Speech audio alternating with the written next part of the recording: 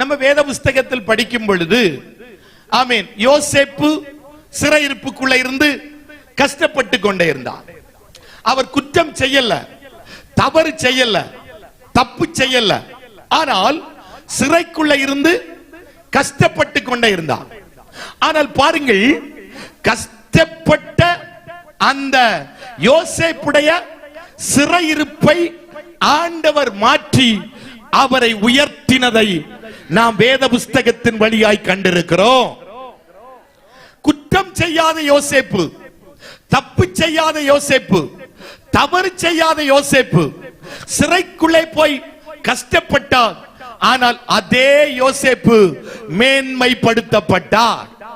அப்ப யோசேப்பின் சிறையிருப்பில் இருந்து கர்த்தர் அவரை வெளியே கொண்டு வந்தார். ஆமீன். பேதுருவின் சிறையிருப்பில் இருந்து கர்த்தர் பேதுரு என்கிற மனிதனை கர்த்தர் வெளியே கொண்டு வந்தார். ஆமீன், ஸ்தோத்திரம். அப்போஸ்தலனாகிய பவுலை குறித்து படிக்கிறோம். ஆமீன், ஸ்தோத்திரம். அந்த சிறையிருப்பில் இருந்து அவரை வெளியே கொண்டு வந்தார்.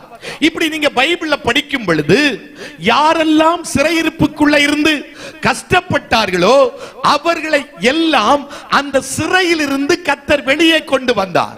அதே போல அருமையான தேவ பிள்ளைகளே, பலவிதமான சிறையிருப்புகளுக்குள் இருந்து நாம் கஷ்டத்தை அனுபவித்துக் கொண்டிருக்கலாம், வேதனை அனுபவித்துக் கொண்டிருக்கலாம், நெருக்கத்தை அனுபவித்துக் கொண்டிருக்கலாம்.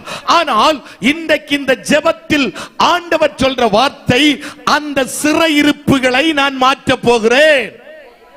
அப்ப எந்தெந்த சிறையிருப்புக்குள்ள இருந்து நம்ம கஷ்டப்பட்டு கொண்டிருந்தாலும் அந்த சிறையிருப்பு நம்மை விட்டு விலகி போகும்.